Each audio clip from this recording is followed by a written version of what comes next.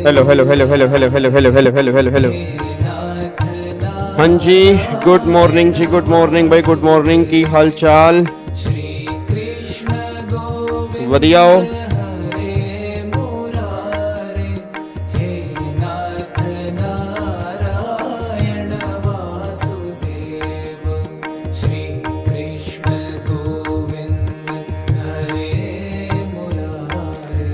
हे नाथ Narayan Vasudev.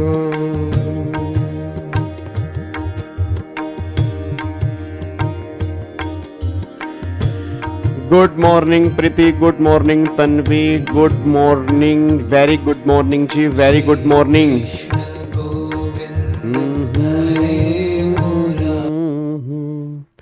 Good morning Preeti. कल का पेपर डिस्कस करेंगे जी, कल का पेपर भी डिस्कस करेंगे। पहले आप एक बार उसके आंसर चेक कर लो सारे बच्चे जी।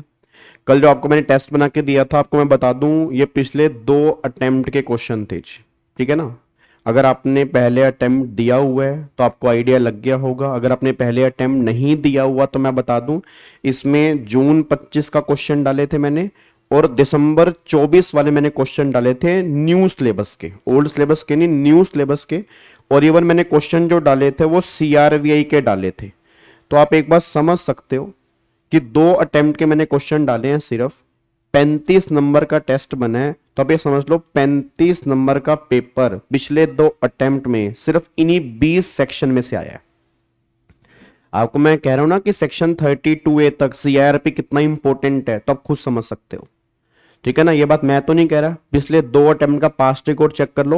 मतलब 40 नंबर का आईबीसी आता है टोटल। 40 में से एक अटेम्प्ट में 20 नंबर का बना है। इन 20 सेक्शन, सिर्फ 20, अभी तो मैं अगले सेक्शंस की बात ही नहीं कर रहा, मैं अभी पूरे के पूरे सीआरपी की बात ही नहीं कर रहा, मैं सिर्फ 20 सेक्शन की बात कर रहा हूं। और एक बार 40 में से 15 नंबर का क्वेश्चन जो है वो इसमें से बने हुए, बात ध्यान दो जी, ठीक है ना। मतलब 35 नंबर का पेपर सिर्फ 20 सेक्शन के अंदर से बना है, जो अभी तक हमने रिवाइज की है, ठीक है ना। और उसके आंसर एक बार मैं ग्रुप में भी डाल दूंगा। मेरे ख्याल से जून 25 के तो सजेस्टेड आंसर मैंने डाल दिए, दिसंबर 24 के भी मैं आंसर डाल दूंगा, दिसंबर 24 के भी आंसर डाल दूंगा। एक बार पहले सेल्फ इवेल्युएट कर लेना, ठीक है भी, हाँ भाई तुम्हारे आंसर सही हैं नहीं है, तुमने कैसे लिखा है। फिर आप एक बात मेरे को, फिर आप मेरे को क्या बोलेंगे, उनमें से जैसे मान लो मैंने तुम्हें 7 क्वेश्चन दिए हैं, अगर मैंने आपको 7 क्वेश्चन दिए तो 7 में से आपको लगता है सर इन 4 क्वेश्चन में डाउट है मेरे को, या इन 5 क्वेश्चन में डाउट है, या सर सिर्फ 1 क्वेश्चन में डाउट है, या 3 क्वेश्चन में डाउट है, तो आप मुझे क्या करेंगे, पर्सनल मैसेज करेंगे, ठीक है ना। आप मुझे क्या करेंगे, पर्सनल मैसेज करेंगे, सर इस क्वेश्चन में डाउट है, प्लीज आप इसको क्लास में डिस्कस कर लेना। तो कल वाली क्लास में हम वो डिस्कस कर लेंगे सारे के सारे, ठीक है ना। तो कल उसकी हम डिस्कशन करेंगे। एक दिन मैं आपको दे रहा हूं, आप सेल्फ इवेल्युएट करो, आप चेक करो आपने कितना लिखा है, इंस्टीट्यूट ने कितना लिखा है, आपकी लैंग्वेज कैसी है, उनकी लैंग्वेज कैसी है, आंसर दोनों का मैच हो रहा है नहीं हो रहा, आपके और उनके लिखने के तरीके में क्या फर्क आ रहा है, ठीक है। तो ये सारी बातें एक बार आपने मैच करनी है, ये सारी बातें एक बार आपने मैच करनी है, ठीक है। ये बात ध्यान देना चाहिए। तो मतलब मैं आपको बार बार कह रहा हूं, सीआरपी को जितना हो सके उतने बढ़िया तरीके से करके जाना, ठीक है। अगर आप तरीके से आईबीसी के सेक्शन 32A तक भी तरीके से कर लेते हो तो भी आपके 40 में से 20 नंबर पक्के हैं। और अगर आप सेक्शन पूरे के पूरे, ऑब्वियस बात है, 77A तक कर लेते हो सीआरपी, फिर तो कुछ आईबीसी के अंदर बच्चा ही नहीं है। सीआरबीआई की बात कर रहा हूं मैं, क्या बात समझ में आ रही है ना। तो एक बार ये सारे बच्चे सेल्फ इवेल्युएट करेंगे, और अगर बाई चांस मैं डालना भूल जाऊं तो आप अपने इंस्टीट्यूट की वेबसाइट पे जाएंगे, वहां पे गाइडलाइंस आंसर होते हैं ना, गाइडलाइंस आंसर, उस गाइडलाइंस आंसर में से जून 25 और दिसंबर 24 न्यू सिलेबस के सजेस्टेड आंसर डाउनलोड कर लेना, उससे आप एक बार मैच कर लेना चाहिए। क्या बात समझ में आ रही है? पक्का पक्का। चलो इधर देखो ध्यान से अब। तो ये मैंने कल आपको टेस्ट दिया था जी, तो जिन बच्चों को नहीं पता, आज आपके पास एक दिन और है, आप इस टेस्ट को दे दो।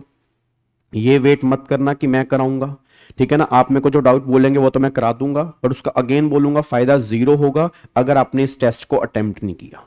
मैंने तभी तुम्हें जानबूझ के तुम्हारे ही पेपर के क्वेश्चन दिए हैं, खुद बना के नहीं दिए, क्योंकि ना कई बच्चों को लगता है यार गावा सर ना आसान बना के दे रहे हैं, पेपर में तो मुश्किल आता है।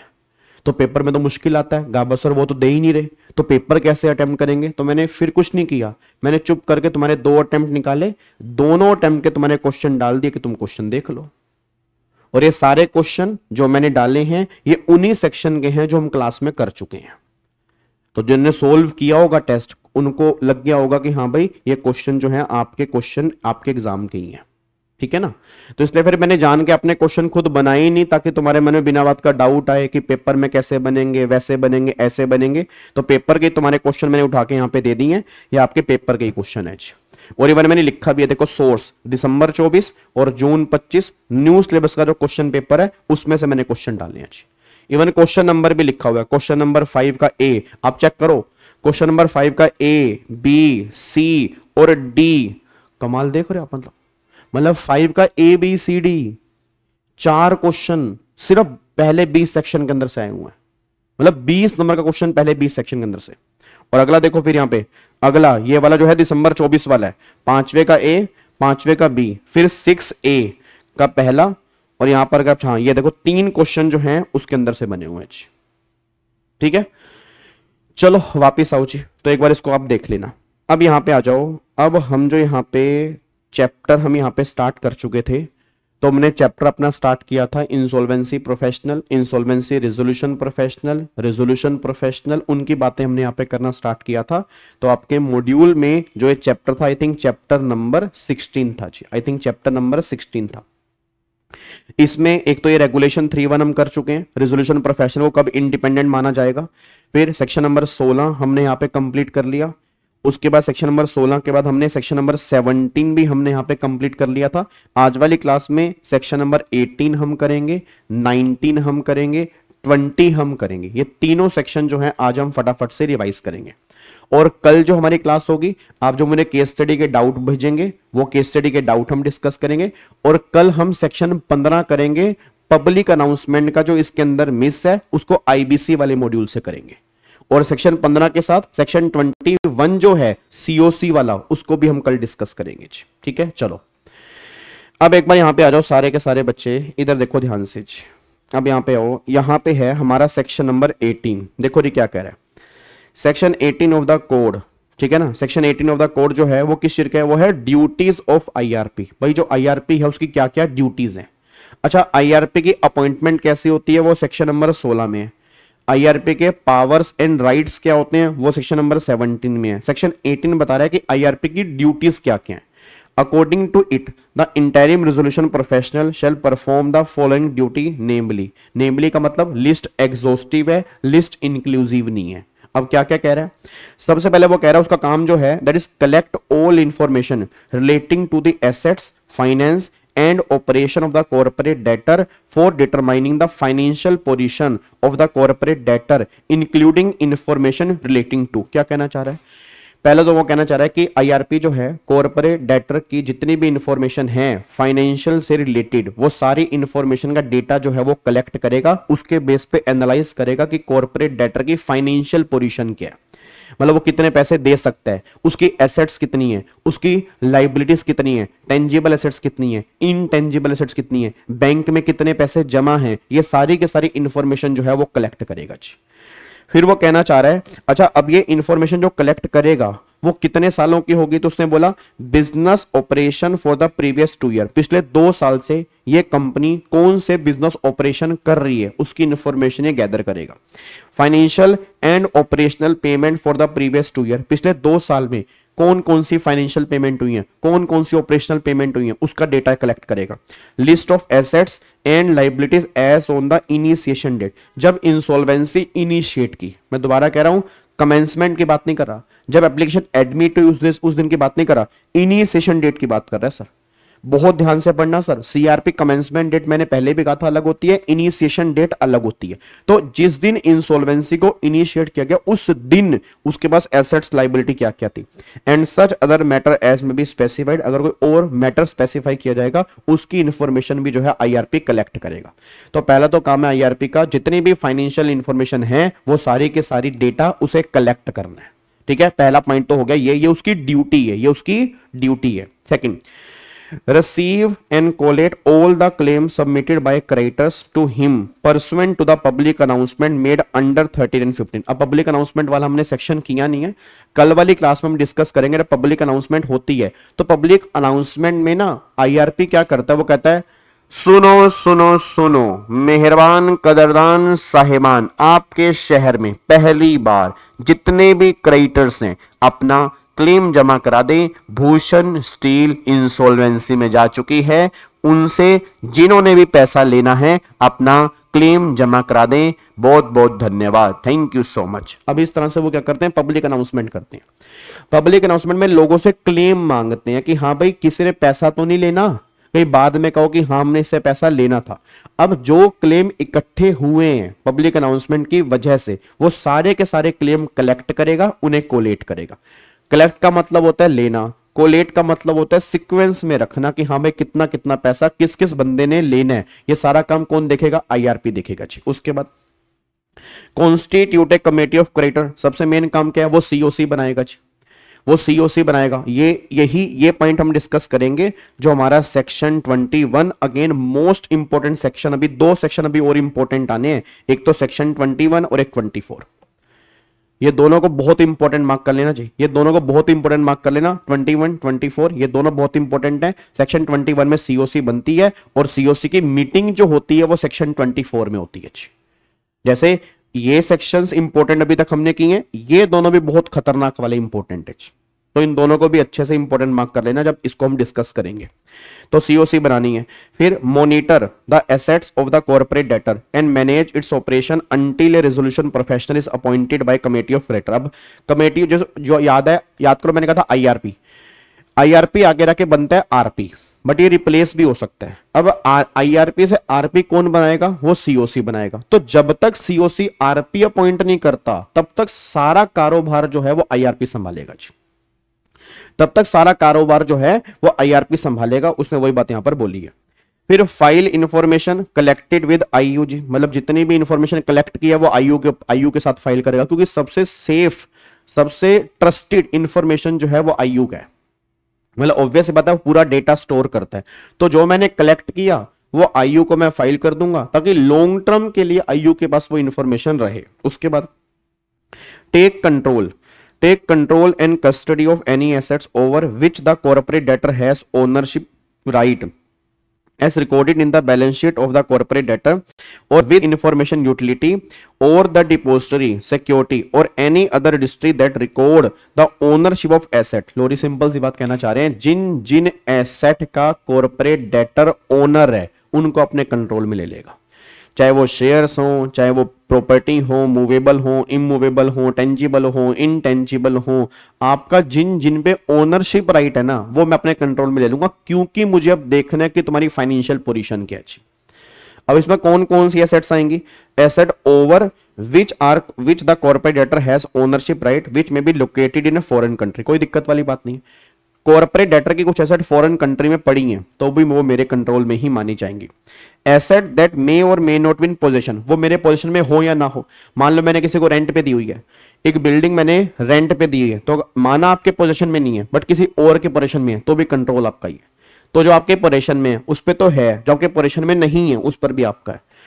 टेंजिबल वेदर मूवेबल और immovable, intangible including intellectual property, trademark, patent, copyright, ये सब यहां पर आएंगे। फिर सिक्योरिटीज, शेयर्स हो गया जी, शेयर्स हेल्ड बाय यानी सब्सिडरी कंपनी, हमने किसी सब्सिडरी कंपनी में शेयर होल्ड किए हैं तो वो भी आपकी ओनरशिप ही है जी। Asset subject to determination of ownership by court, अगर कोई कोर्ट या कोई तुम्हारा केस पेंडिंग पड़ा है, इसकी एसेट की ओनरशिप किसकी है, इस पर डिस्प्यूट है, वो भी हम अपने कंट्रोल में लेके चलेंगे। अभी ये एज्यूम करके कि उस पर ओनरशिप तुम्हारी होगी जी। तो ये सारी की सारी गवर्नमेंट ये बात कहना चाह रही है, ये पॉइंट भी बहुत इंपॉर्टेंट है, ये पॉइंट भी बहुत इंपॉर्टेंट है। ये भी तुमसे एग्जाम में 3 नंबर में क्वेश्चन पूछ सकते हैं कि बताओ एक आईआरपी जो है वो किन किन एसेट का कंट्रोल लेगा। तो ये सारी के सारी एसेट्स यहां पे निकल के आ रही हैं। अच्छा, उससे भी बड़ा एक इंपॉर्टेंट क्वेश्चन और है कि उसमें क्या क्या नहीं आएगा। ये भी तुम्हारे एग्जाम में 1-2 बार बन चुका है, क्या क्या नहीं आएगा, मतलब ऊपर वाली एसेट में क्या क्या नहीं आएगा। तो पहला वो कह रहे हैं asset owned by third party in possession of the corporate debtor held under trust और under contractual agreement including bailment. मतलब अगर एसेट ओन्ड की है थर्ड पार्टी ने बट वो तुम्हारे पोजेशन में है, भाई तुम जिस बिल्डिंग में काम कर रहे हो वो बिल्डिंग तुमने रेंट पे ली है, तो बिल्डिंग तुम्हारी थोड़ा है, बिल्डिंग तुमने रेंट पे ली है, ओनर तो कोई और है ना। जब ओनर कोई और है, बिल्डिंग तुमने रेंट पे ली है, तो ऑब्वियस ये होता है बिल्डिंग यहां पे कैसे आ जाएगी जी।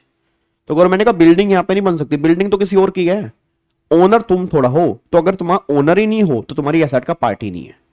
तो उसने asset owned by third party in possession of the corporate debtor यहां पे नहीं आएगी।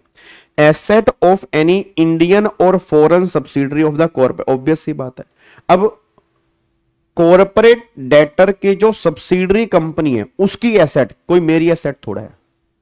याद नहीं आपने यार एग्जीक्यूटिव में एक वो किया होगा, एग्जीक्यूटिव में एक अपना टॉपिक था सलमान वर्सेस सलमान, ठीक है ना। वो कंपनी एक सेपरेट लीगल एंटिटी होती है, होल्डिंग कंपनी अलग है, सब्सिडरी कंपनी अलग है, होल्डिंग के एसेट अलग हैं, सब्सिडरी के एसेट अलग हैं। तो दोनों की एसेट अगर अलग अलग हैं तो फिर गवर्नमेंट ये बात कहना चाह रही है कि भैया वो तुम्हारी एसेट नहीं बनती। Such other asset as may be notified by the central government in consultation with the financial service regulator. और कोई एसेट जो गवर्नमेंट नोटिफाई करेगी उनको भी हम यहां से बाहर निकाल के चलेंगे, बस ये पर ध्यान दो। तो सिंपल सी बात है, ये तीन ध्यान दिमाग में लेके चलना। पहली बात, asset owned by third person in possession of corporate debtor वो यानी आएगी। दूसरा, asset of any Indian or foreign subsidiary company of corporate debtor वो यानी आएगी। तीसरा, अगर कोई नोटिफाइड करेगी सेंट्रल गवर्नमेंट वो भी यहां से बाहर है। इन तीनों को यहां से बाहर निकाल के चलना चाहिए, क्योंकि आप चेक करो इन तीनों के ओनर्स नहीं हो आप जी, इन तीनों के आप ओनर्स नहीं हो। तो जिनके आप ओनर्स नहीं हो वो यहां पे पार्ट नहीं बनेगा, बस ये पर ध्यान दो। क्या बात समझ में आ रही है? पक्का पक्का। तो ये हमारा सेक्शन नंबर 18 है। सर क्या एग्जाम के अंदर बन सकता है? बन सकता है, बिल्कुल बन सकता है, ठीक है। 100% बन सकता है इसके अंदर से क्वेश्चन।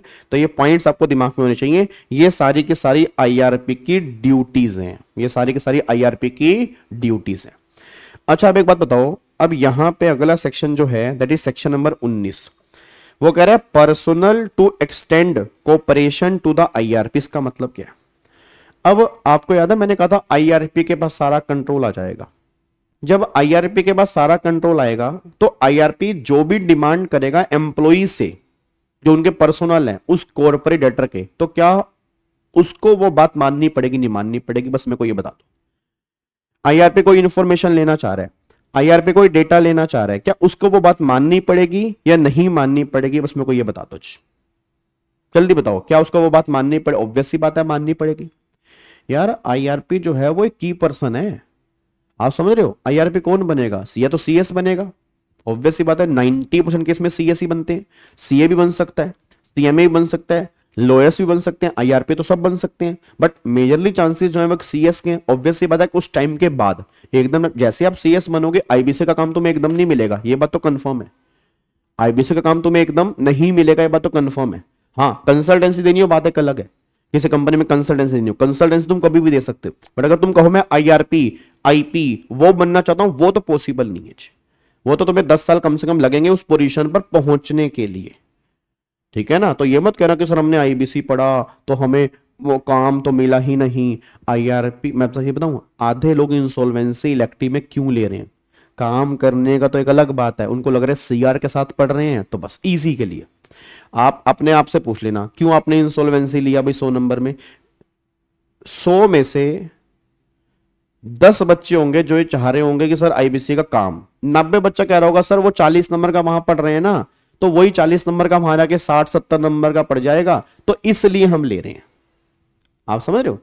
तो कहना क्या चाह रहा हूं, तो मैं ये कहना चाह रहा हूं कि एकदम ये हैरान मत होना कि हम आईबीसी का काम नहीं मिल रहा। कंसल्टेंसी तुम पहले दिन से दे सकते हो, कंसल्टेंसी आप पहले दिन से दे सकते हो, कोई दिक्कत वाली बात नहीं है। बट अगर आप कहो कि मैं इंसॉल्वेंसी प्रोफेशनल बन जाऊं, ऑब्वियस सी बात है वो तुम्हें ही पता कि वो पॉसिबल नहीं है। उसके लिए प्रॉपर प्रोसीजर है, आपको प्रॉपर एग्जाम देने पड़ते हैं, तब जाके आप वहां पर आईआरपी आरपी बन सकते हो। बात मेरे समझ में? हाँ, 10 ईयर प्रैक्टिस, बिल्कुल सही बात है। तो यहां पे अब जो आईआरपी है, तो आप आईआरपी बन गए मान लो, तो आप कंपनी का सारा कारोबार देख रहे हो, उसकी इंसॉल्वेंसी को रिजोल्व करवाने में आपका मेन रोल है। तो जो आप बोलोगे वो बात माननी पड़ेगी किनको? एम्प्लॉय को, जो पर्सनल है। तो वो देखो यहां पर क्या लिखा है, देखो क्या लिखा है। Section 19 of the code require personal to extend cooperation to the IRP, cooperate करना पड़ेगा जी। क्या कह रहे हैं, the personal of the corporate debtor, its promoter or any other person associated with the management of the corporate debtor shall extend all assistance and cooperation to the interim resolution professional as may be required by him in the managing the affair of the corporate debtor। आपको cooperate करना पड़ेगा, आपको cooperate करना पड़ेगा। उसके बाद where any personnel of the corporate debtor, its promoter or any other person required to assist or cooperate with the IRP does not assist or cooperate, अगर वो असिस्ट नहीं करते, कोऑपरेट नहीं करते, द IRP में मेक एप्लीकेशन टू NCLT, वो तुम्हारी complain कर देगा NCLT को कि भाई साहब मेरे को ना कोऑपरेट नहीं कर रहे, मैं इनके पास आया था, ये मुझे कोऑपरेट नहीं कर रहे। The NCLT on receiving on application under sub section 2 shall by order, फिर वो ऑर्डर पास करेगा, डायरेक्ट करेगा सच पर्सनल और other person to comply with the instruction of the resolution professional and to cooperate with him in collection of information and management of the corporate debtor। Simple सी बात क्या कहना चाह रहे हैं कि भैया आराम से काम कर लो, नहीं तो थप्पड़ पड़ेगा। ऐसे तो था बचपन में पापा बोलते थे बेटे आराम से काम कर ले, नहीं तो फिर चांटा पड़ के काम हो जाएगा। सिंपल सी बात है, फिर क्या पड़ेगा, चांटा पड़ के काम हो जाएगा, काम हो जाएगा। बोलो मेरे बच्चों, बोलो मेरे बच्चों, बोलो, ठीक है ना। तो वही बात यहां पे कह रहे हैं कि चुप करके कोऑपरेट कर लो, और अगर कोऑपरेट कर लोगे तो अच्छी बात है, नहीं कोऑपरेट करोगे तो हम अपने आप कोऑपरेट करवा लेंगे, फिर NCLT तुम्हें कोऑपरेट करवाएगा, वो ऑर्डर पास करेगा और तुम्हें कोऑपरेट करना पड़ेगा जी। ठीक है जी, ये हमारा सेक्शन नंबर 19 है। ठीक है जी, ये एग्जाम में किसी काम का नहीं है, मुझे लगता भी नहीं है कि एग्जाम में आएगा जी। ठीक है, बेसिक सेक्शन है, बिल्कुल छोटा सा। अब यहां पे आ जाओ, वो कह रहा है management of operation of corporate debtor as going concern. इसका मतलब क्या है, सेक्शन 20 खतरनाक सेक्शन है भाई। सेक्शन 20 पता क्या कह रहा है, सेक्शन 20 ये बात कह रहा है कि IRP की ना ये रिस्पॉन्सिबिलिटी है कि कंपनी को गोइंग कंसर्न में चलाना है। IRP की रिस्पॉन्सिबिलिटी है कि कंपनी को गोइंग कंसर्न में चलाना है, कंपनी को बंद नहीं होने देना। आप मेरे को बताओ, हम IBC रिवाइज कर रहे हैं, IBC का मेन मोटिव क्या है, कंपनी बंद करना। मेरे को बताना IBC का मेन मोटिव क्या है, बस ये बता दो IBC का मेन मोटिव क्या है, कंपनी बंद करना क्या। सारे बच्चे बस ये बोल दो IBC का तुम्हें क्या लग रहा है, मेन मोटिव क्या है, बताओ, कोशिश करके बताओ IBC का तुम्हें मेन मोटिव क्या लग रहा है। कंपनी बंद करना, ऑब्वियस सी बात है नहीं। कंपनी को रिवाइव करना, कंपनी की इंसॉल्वेंसी को रिजोल्व करना, यही मेन मोटिव है। कैसे रिजोल्व होगी, अगर कंपनी गोइंग कंसर्न में चलती रहेगी। अब कंपनी को गोइंग कंसर्न में चलाने के लिए IRP को क्या क्या करना पड़ेगा, वो सारी बातें आपके सेक्शन नंबर 20 में आ रही है। तो देखो यहां पे क्या लिखा है, सेक्शन 20 क्या कह रहे हैं। हाँ जी, सारे बच्चे आओ, क्या है कह रहा है, section 20 of the code mandate IRP to run management of operation of corporate data is going concern. ये मैंडेटरी है कि कंपनी को गोइंग कंसर्न में चला के रखो जी। आगे देखो जी, अब वो कह रहा है, बहुत ध्यान से देखना, the interim resolution professional shall make every endeavour to protect and preserve the value of property of the corporate debtor and manage the operation of corporate debtor as a going concern। वो हर possible कोशिश करेगा कि company के management को संभालने की, company going concern में काम करती रहे, उसके लिए उसे काम करना है। अब वो क्या कह रहे हैं, for the purpose of subsection 1, जो सबसेक्शन 1 में हमने बताया कि IRP को क्या करना है, उसके लिए IRP शेल मेक अथॉरिटी, उसको हम अथॉरिटी दे रहे हैं भाई। सिंपल सी बात है, कन्फेशन करवाओ इस बंदे से। पुलिस वाले कह रहे हैं कन्फेशन कराओ जी, देखो पूरी पूरी पावर, लठ मार, बर्फ बिलेटा, नमक छिड़क, कुछ भी कर, यू हैव अथॉरिटी। बंदे के मुंह से निकलना चाहिए बंदे ने मर्डर किया, क्योंकि किया तो है, निकालो इसके मुंह से। वही गवर्नमेंट यहां पे कहना चाह रही है, IRP सुन मेरी बात, देखो हर पॉसिबल कोशिश करनी है, protect and preserve of the value of property of corporate debtor and going concern में चलाना, उसके लिए देखो अथॉरिटी दे रही है। क्या क्या अथॉरिटी दे रही है, to appoint accountant, accountant appoint कर, CA अपॉइंट करना है, कर कर कर कर फटाफट, लेट मत कर। CS अपॉइंट करना है, कर। CMA कर भाई, जल्दी कर। लॉयर जल्दी कर, पावर है पूरी पूरी, कंपनी बंद नहीं होनी चाहिए बस। Appoint accountant, legal, other professional as may be, जो तेरे को नेसेसरी है उसको अपॉइंट कर, पूरी पूरी अथॉरिटी है। To enter into contract on behalf of corporate, corporator के बिहाफ पे नए एग्रीमेंट एंटर कर सकता है जो कंपनी के लिए अच्छे हैं। मेरे को लग रहा है कि एग्रीमेंट एंटर करना जरूरी है, कंपनी गोइंग कंसर्न में अच्छे से काम करते रहेगी तो करना, करना क्यों नहीं करता। और टू अमेंड, कोई पुराने कॉन्ट्रैक्ट अमेंड करने हैं, मॉडिफाई करने हैं, द कॉन्ट्रैक्ट और transaction which were entered into before the commencement of CRP, देखो लग रहा है उसमें चेंजेस करने हैं, करो, करना, करता क्यों नहीं है, करो करो करो, शाबाश शाबाश शाबाश, ना ना ना, लगे रहो, चेंजेस करो, नए कॉन्ट्रैक्ट कर सकते हो, कोई दिक्कत नहीं। टू रेज इंटरिम फाइनेंस, तुझे पैसा उठाना है मार्केट से, उठाओ पैसा, उठाओ मार्केट से, कम सामान परचेज करना है, एम्प्लॉय को सैलरी देनी है, बिजनेस चलाना है, पैसा नहीं है, इंटरिम फाइनेंस रेज करो। Interim provided that no security interest shall be created over any encumbered property of the corporator, obvious सी बात है। जो अब मान लो पैसा उठाना है 50 लाख, एक बैंक से तेरे को चाहिए 50 लाख रुपए चाहिए और जरूरी है जी, 50 लाख रुपए चाहिए और जरूरी है, तेरे को लग रहा है भाई ये तो है, ये जरूरी है, 50 लाख रुपए चाहिए मेरे को। प्रॉब्लम क्या है, वो बैंक कह रहा है जी गिरवी रखो कुछ, आपने एक प्रॉपर्टी ऑलरेडी गिरवी रख रखी है, आप कह रहे हो उस प्रॉपर्टी को मैं यहां पे दोबारा गिरवी रख देता हूं, आप ये काम नहीं कर सकते बिना क्रेडिटर्स की परमिशन के, बिना क्रेडिटर्स की परमिशन पे आप ये काम नहीं कर सकते जी, बिना क्रेडिटर्स की परमिशन पे आप ये काम नहीं कर सकते, बिना क्रेडिटर की परमिशन के आप ये काम नहीं कर सकते। हां, आपको 50 लाख चाहिए, आपको सिक्योरिटी गिरवी रखनी है, जो आपने एसेट यहां गिरवी रखी हुई है वो 3 करोड़ की है, मतलब क्या डबल है उस वैल्यू से, उस डबल से भी ज्यादा है या डबल है, तो फिर विदाउट क्रेडिटर की कंसेंट से आप यहां पर गिरवी रख सकते हो, कोई दिक्कत नहीं है। देखो उसने क्या बोला, raise interim finance provided that no security interest shall be created over any cumbered property of corporator without the prior consent of creditor whose debt is secured over such encumbered property, it is provided that no prior consent of creditor shall be required, कोई consent यहां पे जरूरी नहीं है। The value of such property is not less than amount equivalent to the twice of the amount of debt. अब government ये बात कहना चाह रही है भाई साहब, भाई 3 करोड़ रुपए की प्रॉपर्टी है जो गिरवी रखी हुई है, 50 लाख रुपए का लोन लेना, कोई दिक्कत ही नहीं है ना भाई, 3 करोड़ रुपए की प्रॉपर्टी है, डबल से भी ज्यादा की है, तो आप विदाउट, उस केस में कोई कंसेंट की रिक्वायरमेंट नहीं है, विदाउट कंसेंट भी आप यहां पे प्रॉपर्टी गिरवी रख सकते हो। अगर इतना नहीं है, मतलब डबल से कम है, तो भैया फिर तुम्हें क्रेडिटर की कंसेंट लेनी पड़ेगी, क्योंकि उसका पैसा डूब रहा है, तो उसकी कंसेंट के बिना आप वो एसेट कहीं और गिरवी नहीं रख सकते जी, वो ये बात कहना चाह रहे हैं। फिर आप क्या इशू कर सकते हो, टू इशू इंस्ट्रक्शन, आप क्या कर सकते हो, to issue instruction to personal of the corporate debtor as may be necessary for keeping the corporate debtor as a going concern.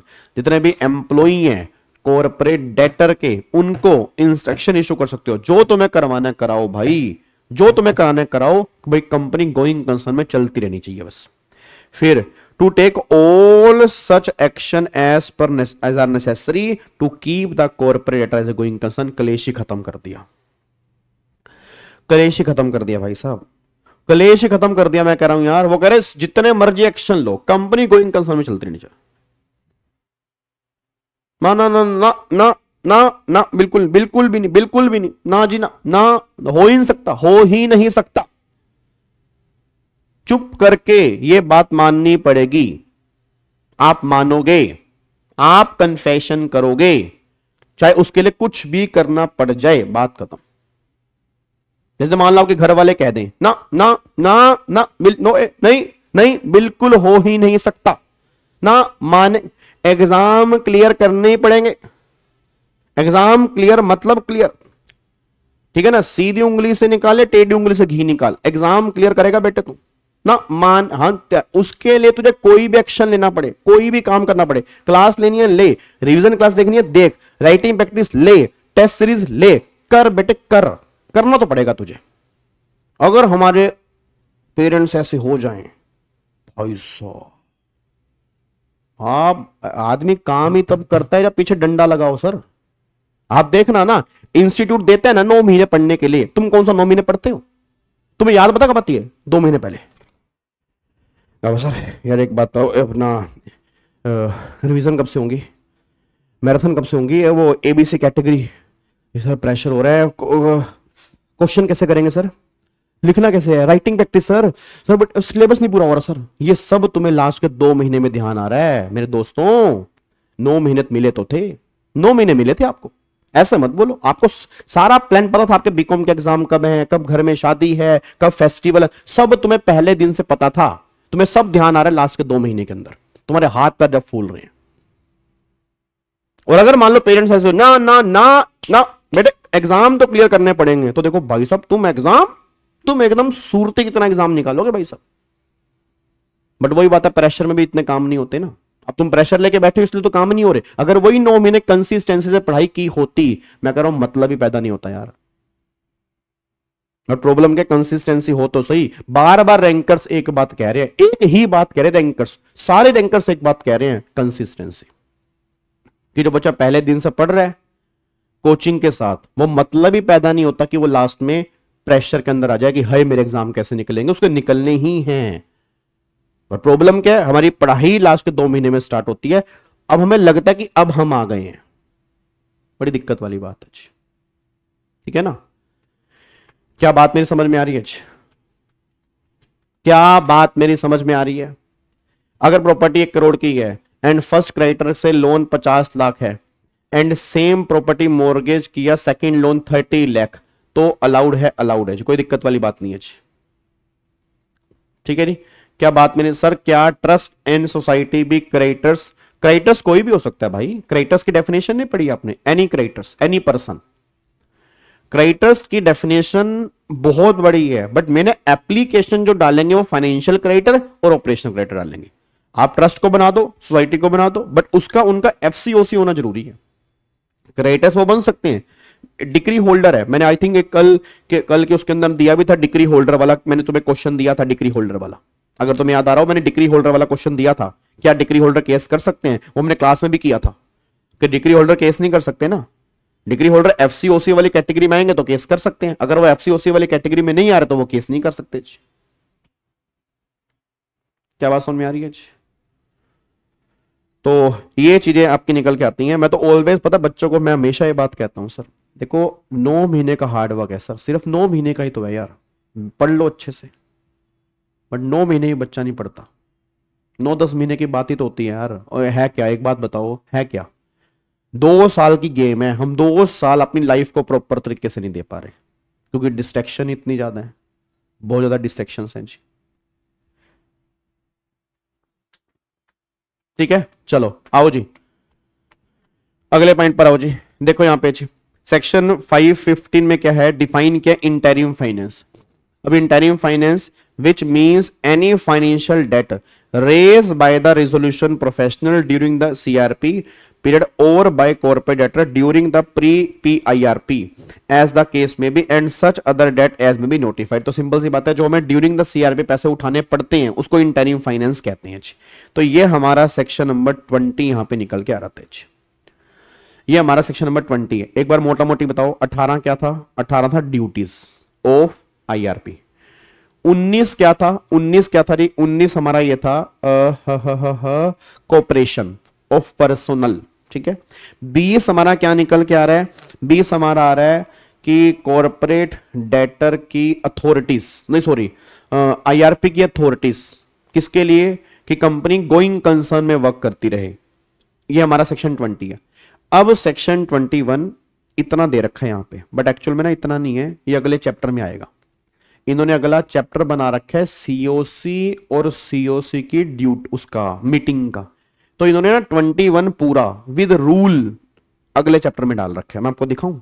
ऐसे मेरे को पता, यहाँ पे पता नहीं लगेगा आपको क्योंकि मैंने पूरा मॉड्यूल नहीं है, बट अगर आप मॉड्यूल में देखोगे ना, मॉड्यूल में, तो मॉड्यूल में 21 जो है और 24 जो है विद रेलिवेंट रूल, पूरा अगला चैप्टर है उसका। इन्होंने बस यहां पे 21 छोटा सा क्रक्स में डाल दिया। ठीक है ना, क्योंकि मैंने क्या कहा था, ये चैप्टर किसका है? ये चैप्टर सिर्फ आईआरपी आरपी का है, उससे रिलेटेड प्रोविजन का है। अब एक बार देखना यहां पे जी, सेक्शन 21 देखो क्या कह रहे जी।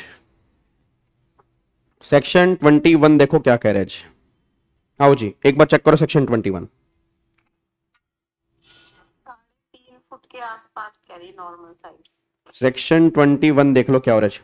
सेक्शन 21 कह रहा है जी, यहाँ पे सेक्शन 21 ऑफ द कोड, ध्यान से, section 21 of the code impose duty on IRP to constitute a committee of creditor. एक बात बताओ, अभी हमने ड्यूटी पढ़ी, तो आईआरपी की एक सबसे इंपॉर्टेंट ड्यूटी है, बताओ क्या है? बताना, आईआरपी की सबसे इंपॉर्टेंट ड्यूटी क्या है? आईआरपी की सबसे इंपॉर्टेंट ड्यूटी क्या है? फटाफट से ये बता दो बस, सबसे इंपॉर्टेंट ड्यूटी आईआरपी की क्या है? जल्दी बोलो।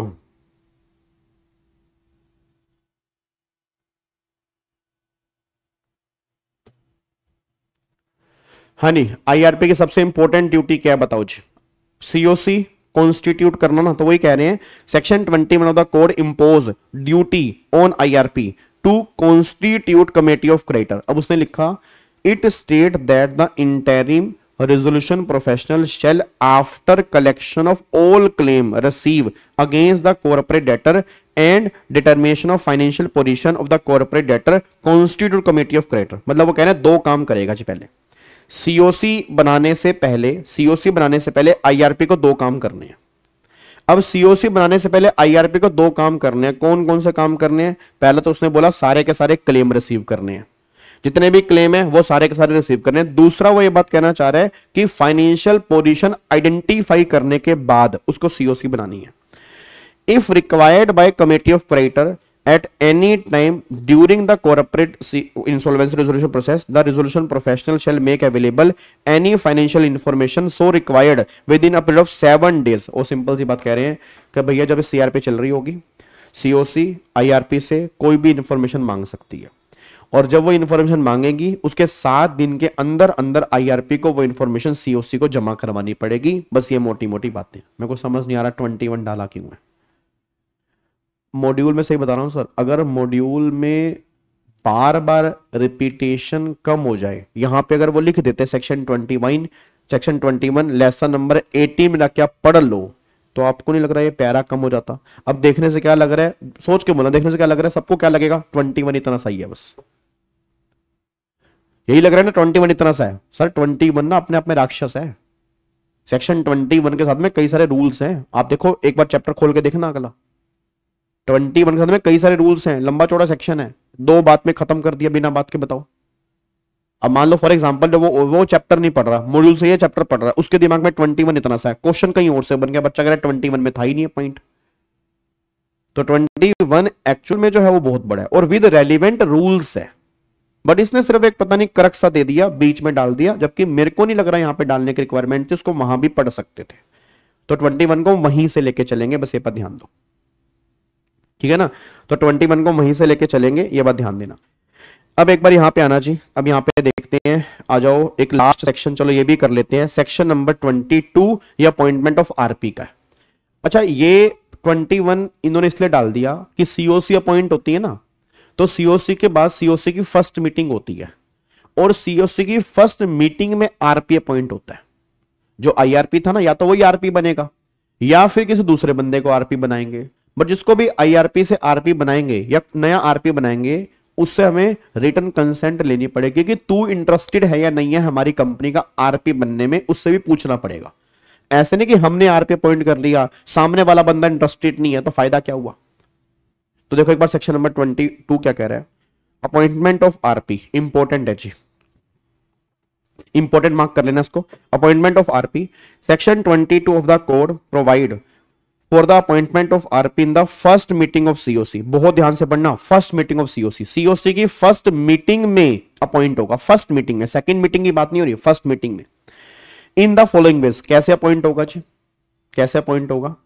When COC resolved to appoint IRP as RP or replace IRP by another RP, तो कह रहे हैं कमेटी ऑफ क्रेडिटर में in the first meeting by majority vote of not less then 66%, मतलब 66% और वोटिंग पावर जिनके पास है वो वोट करेंगे of the voting share of the financial creditor, इधर या तो वो इसको अपॉइंट करेंगे, appoint the IRP as RP, और या रिप्लेस करना है, replace the IRP to another RP, मतलब 66% और मोर अगर वोटिंग पावर फेवर में आ जाती है तो फिर यही आईआरपी आरपी बन जाएगा, और अगर वो इतनी फेवर में नहीं आती है तो फिर नया आरपी आएगा जी।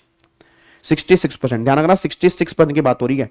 एप्लीकेशन विड्रॉल वाले केस में 90% की बात थी, एप्लीकेशन विड्रॉल वाले केस में।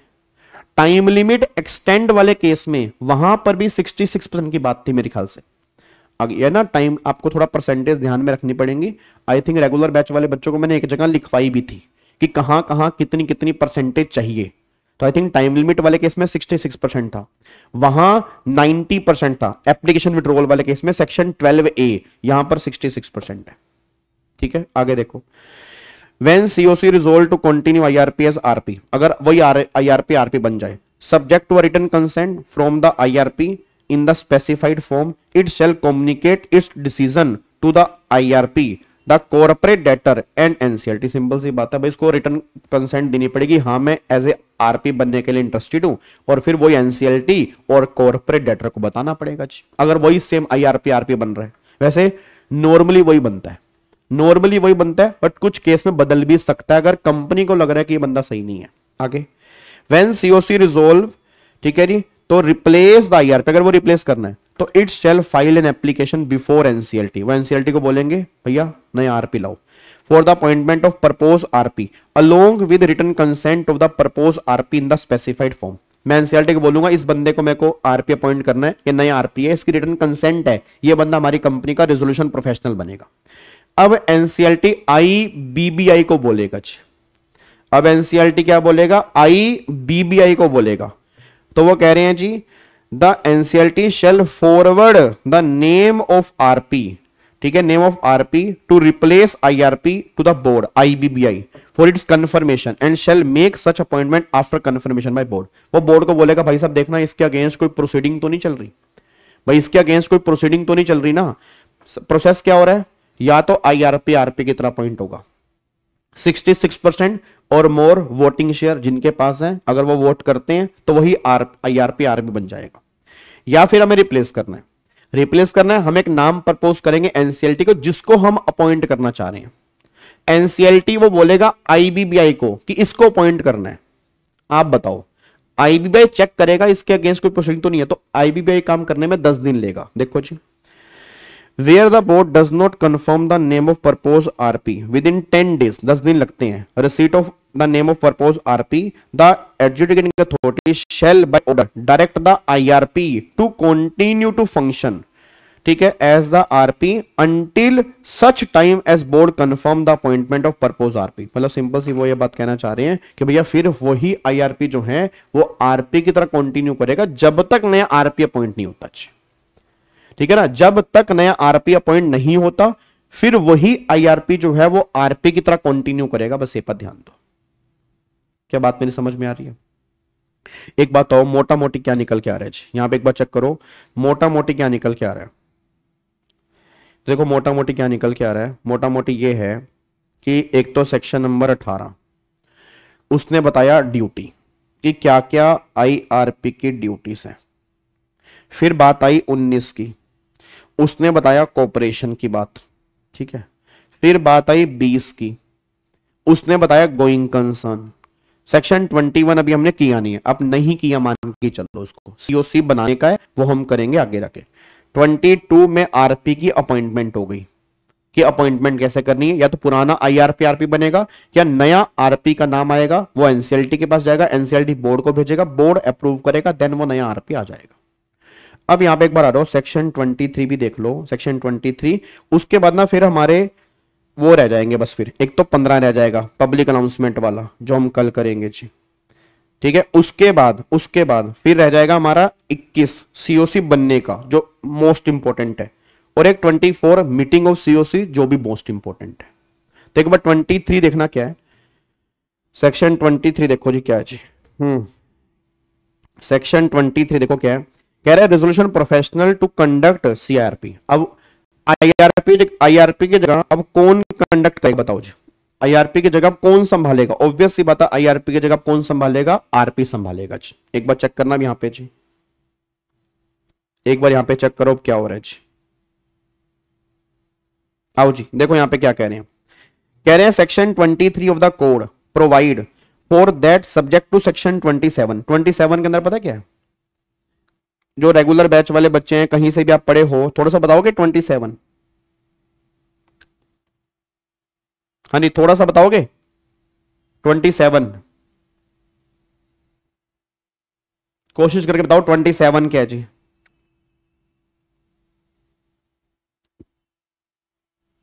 थोड़ा सा बता दो बस, अगर आप मेरे को बता सकते हो।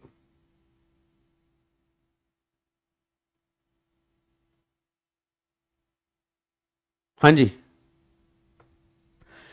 नहीं, 27 किसका है, रिप्लेसमेंट ऑफ आरपी का है। हाँ, रिप्लेसमेंट ऑफ आरपी का है। तो वो कह रहा है एक बार 27 देख के चलना, एक बार 27 देख के चलना, वहां पर आरपी की रिप्लेसमेंट होती है। The resolution professional shall conduct the entire CIRP and manage operation of CIRP corporate debtor during the CRP. ठीक है।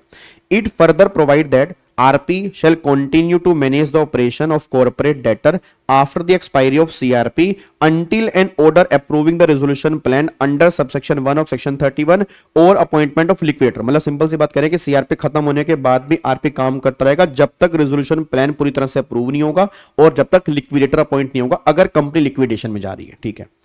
This section also state that RP shall exercise power and perform duties are vested or confined on IRP under this chapter। जो IRP के duties and functions है ना, वही same RP के अब काम हो जाएंगे। मतलब ये लगा लो कि भैया उत्तराधिकारी हो गया RP। फिर it also require the IRP to provide all information, document and records pertaining to the corporator in his possession and knowledge to the RP in case of any appointment of resolution professional in lieu of IRP by committee of creditor under subsection 4 of section 22। क्या कह रहे हैं जी, अगर IRP ही RP है फिर इस point की requirement नहीं है, फिर इस पॉइंट की रिक्वायरमेंट नहीं। अगर IRP ही RP है, इस पॉइंट की रिक्वायरमेंट ही नहीं। IRP नहीं है, RP रिप्लेस हो गया। अब अगर रिप्लेस हो गया तो नए आरपी को सारी बातें बतानी पड़ेंगी। यार एक बात तो, आपकी जगह अगर कोई कंपनी में कोई दूसरा बंदा आ रहा है तो कंपनी वाले क्या बोलते हैं, बता के जाओ सारा कुछ, सारा का सारा हैंड ओवर करके जाओ। क्या ये बात प्रैक्टिकली पता आपको, हैंड ओवर करना पड़ता है? ये बात प्रैक्टिकली पता नहीं पड़ता, हैंड ओवर करना पड़ता है। तो सारा काम हैंड ओवर करना पड़ता है ना, जो भी books of accounts and documents है सब कुछ देना पड़ता है सामने वाली पार्टी को, सारा समझाना पड़ता है क्या केस है, कौन सा क्लाइंट है, किस तरह से। ऑब्वियस सी बात है, वही सेम बात यहाँ है। और अगर आप ही आगे उसी की प्रमोशन आपकी हो गई तो आपकी प्रमोशन हो गई तो फिर तो बताने की जरूरत ही नहीं है। आपको लग रहा है मेरी प्रमोशन चाहिए, कंपनी ने तुम्हें रिप्लेस कर दिया, अब जब तुम्हें रिप्लेस किया तो ये आपकी रिस्पॉन्सिबिलिटी, आप सारा हैंड ओवर देके जाओगे। बस ये बात ध्यान दो, ये सारा हैंड ओवर देके जाओगे। 23 इन शॉर्ट बता दो, मैं तो डिटेल में बता रहा हूं, शॉर्ट में भी कहां बता रहा हूं। शॉर्ट क्रक्स क्रक्स मेरे बच्चे ये है, आरपी अब आगे कारोबार संभालेगा कॉर्पोरेट डेटर का, अपॉइंट हो गया 22 में, अब कारोबार संभालेगा, वही सेम ड्यूटी है, वही सेम फंक्शन है जो आईआरपी के थे। अगर आईआरपी ही आरपी बना तो उसको पहले सारा कुछ पता है, अगर आईआरपी आरपी नहीं बना, रिप्लेस हो गया, तो फिर वो कह रहे हैं हैंड ओवर करेगा सारे डॉक्यूमेंट्स, सारी इंफॉर्मेशन, सारी नॉलेज प्रोवाइड करवाएगा आईआरपी आरपी को उस कॉर्पोरेट डेटर से रिलेटेड। वो ये बात कहना चाह रहे हैं बस। तो ये सिंपल सी बात यहां पे लिखी है। और आरपी का कारोबार कब तक होता है? आरपी का कारोबार सीआरपी के बाद भी चलता है जब तक रेजोल्यूशन प्लान अप्रूव नहीं होता नॉर्मल केस में। और अगर केस लिक्विडेशन वाला है तो जब तक लिक्विडेटर अपॉइंट नहीं होता तब तक उसे काम करना पड़ेगा। बस ये पर ध्यान दो। क्या बात समझ में आ रही है? ठीक है जी, तो ये पॉइंट आपके यहां पे निकल के आ रहे हैं। ठीक है, तो ये हमारा सेक्शन नंबर 23 है। तो आज हमने 18, 19, 20 हैं, 22 और 23, आज हमने 5 सेक्शन रिवाइज कर लिया भाई साहब। बट कोई बड़ी बात नहीं है, छोटे छोटे ही थे। ठीक है ना, एग्जाम में इसमें से एक आधा क्वेश्चन ही बनता है, ज़्यादा नहीं बनते। और मेरे ख्याल से कल जो मैंने आपको केस स्टडी बेस्ड क्वेश्चन दिए थे एग्जाम में आ चुका है, उसमें से एक क्वेश्चन इसमें से आया हुआ था, सेक्शन 20 का था शायद, वो आई थिंक इंटरिम फाइनेंस वाला था जो मेरे को याद आ रहा है। तो मतलब एक आधा क्वेश्चन इसमें से बन जाता है, वो मे बी 18 का बने, 19 का बने या 20 का बने। मेजरली चांस जो होते हैं वो 20 में से बनने के होते हैं या 22 में से बनने के होते हैं। ये दोनों को बहुत इंपॉर्टेंट मार्क कर लेना, 20 और 22 को। तो 20 और 22 मोस्ट इंपॉर्टेंट है। 19 को आप इग्नोर भी कर सकते हो, ठीक है। 23 को भी आप मोटा मोटी इग्नोर कर सकते हो। हाँ, ये तुमसे पूछ सकते हैं, ये तुमसे पूछ सकते हैं ये वाला कि भैया इसकी जो टर्म होती है आरपी की वो कब तक होती है, कब तक काम करेगा। इसमें से शायद वो तुमसे केस स्टडी बेस्ड क्वेश्चन पूछ सकते हैं। ठीक है जी, चलो अब यहां पे आ जाओ जी। अब कल वाली क्लास में फिर हम स्टार्ट करेंगे। पहले देखो, अब यहां पे देखो, दिख रहा है सेक्शन 24 भी पूरा नहीं दिया, पता नहीं क्या कर रहे हैं, ना ही देते यार। मतलब आगे जाके जब पूरा पढ़ना है फिर यहाँ पे भर दिया इन्होंने, बट चलो कोई बात नहीं जी। ठीक है, अब यहाँ पे एक सेक्शन हमारा बचा हुआ है 25। आपका होमवर्क सुन लो क्या है, ये 25 आपने घर से पढ़ के आना है, ड्यूटीज ऑफ आरपी। ठीक है, ये आपका होमवर्क है, ये आप घर से पढ़ के आएंगे जी, ड्यूटीज ऑफ आरपी, ये आपका होमवर्क है। और होमवर्क ये भी है, जिन्होंने टेस्ट नहीं दिया आपसे हाथ जोड़ के निवेदन है, प्लीज आप टेस्ट दे दो जी, आपके भले के लिए कह रहा हूं। नहीं तो मैंने कहा ना, सारे रिवीजन लेक्चर वेस्ट हो जाएंगे आईबीसी के, अगर आप थोड़ा बहुत काम नहीं करोगे जी। ठीक है, चलो तो फिर बाकी मिलेंगे कल, बाकी मिलेंगे कल। अच्छा, अब हमारी क्लास ना 9:15 हुआ करेगी, क्योंकि मेरा अगली क्लास का टाइमिंग चेंज हो गया। मेरी जो सीएस वाली क्लास है वो होती है, होगी अब 11:30 बजे। तो 9:15 से लेके 10:15, तो फिर मैं लक्ष्मी नगर जाऊंगा, तो फिर ठीक है 9:15 बजे आप मान लो, 9:15 9:20 पे हमारी क्लास स्टार्ट आएगी जी। ठीक है, चलो ओके जी, bye bye, ta-ta, thank you so much, जय हिंद, God bless you, love you all, bye bye, take care, thank you so much.